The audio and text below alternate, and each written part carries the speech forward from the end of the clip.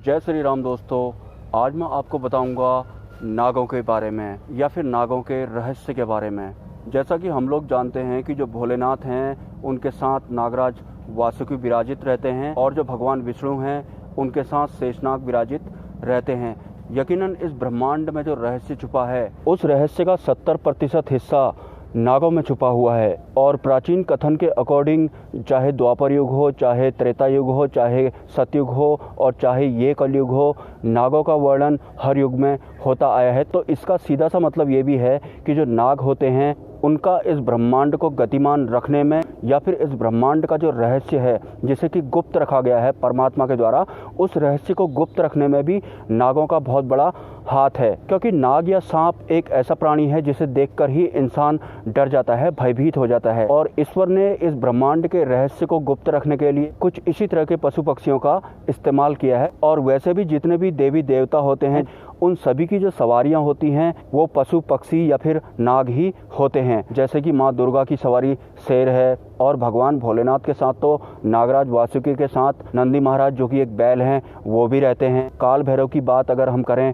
तो एक काले कलर का कुत्ता उनके साथ में रहता है। तो उग्र स्वभाव के जो भी जीव जंतु होते हैं जैसे कि शेर हो गया या फिर नाग हो गया, शेर से तो इंसान उतना फिर भी नहीं डरता है, लेकिन नाग से तो इंसान बहुत ज़्यादा डरता है। और शेर को आपने मृत अवस्था में देखा होगा, लेकिन नाग को या सर्प को आपने मृत अवस्था में कभी नहीं देखा होगा। किसी ने अगर सांप को या नाग को मारा है तब आप उसने सांप को या फिर नाग को मृत अवस्था में देखा होगा। लेकिन जो एक नेचुरल मृत्यु होती है नाग की या फिर सांप की, नेचुरल मृत्यु आज तक किसी ने भी नहीं देखी है। ऐसा माना जाता है कि जो नाग होते हैं उन्हें अपनी मृत्यु का पहले से ही ज्ञान हो जाता है। लगभग 20 दिन पहले ही वो एक पर्टिकुलर जगह पर पहुंच जाते हैं और वहां पर जाकर खाना पीना सब छोड़ देते हैं कि उन्हें पहले ही पता लग जाता है कि ये जो उनका शरीर है ये अब सर्वाइव करने के लायक नहीं है। तो कुछ इस तरह से जो नाग होते हैं या जो सांप होते हैं अपना शरीर त्यागते हैं, एक गुप्त स्थान का चुनाव करते हैं और वहां पर जाकर एक तरह से समाधि जैसी ले लेते हैं। उससे भी बड़ी बात अगर मैं आपको बताऊं,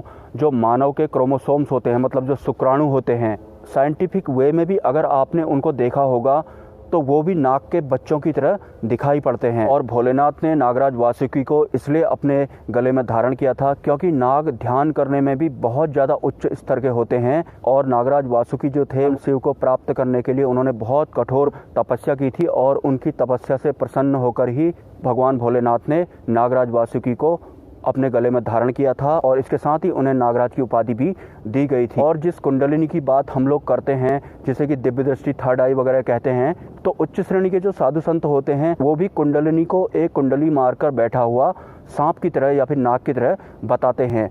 तो नागों का इस ब्रह्मांड में बहुत बड़ा हाथ है दोस्तों। और कुछ ऐसी बातें भी मुझे नागों के बारे में पता लगी हैं जो शायद मुझे अभी पब्लिक को नहीं बताना चाहिए। अगर मुझे भविष्य में ईश्वर द्वारा कुछ संकेत मिलेंगे कि मुझे ये गुप्त रहस्य बताना है या नहीं तो मैं आपको ज़रूर बताऊंगा। लेकिन सर्प को या फिर नाग को या फिर ऐसे जीव जंतु जो बहुत उग्र स्वभाव के होते हैं और ईश्वर ने उन्हें अपनी सवारी के रूप में दिखाया है, उनको आप कोई मामूली जीव जंतु मत समझना। आपने सुना होगा कि यक्ष की साधना कर रहे हैं, गंधर्व की साधना कर रहे हैं, यक्षिणी अप्सरा की साधना कर रहे हैं, पराशक्ति भगवान शिव, भगवान विष्णु जी की साधना कर रहे हैं। बहुत सारे साधक नाग साधना भी करते हैं, लेकिन नाग नाम का जिक्र जहाँ पर भी होता है तो इंसान भयभीत हो जाता है। तो लेकिन दोस्तों जो नाग होते हैं उनका जो शरीर होता है वो भले ही बहुत ज्यादा भयभीत करने वाला हो, लेकिन नाग बहुत ही ज्यादा प्यारे होते हैं। सो गाइस, ये था मेरा आज का वीडियो। मिलते हैं नेक्स्ट वीडियो में।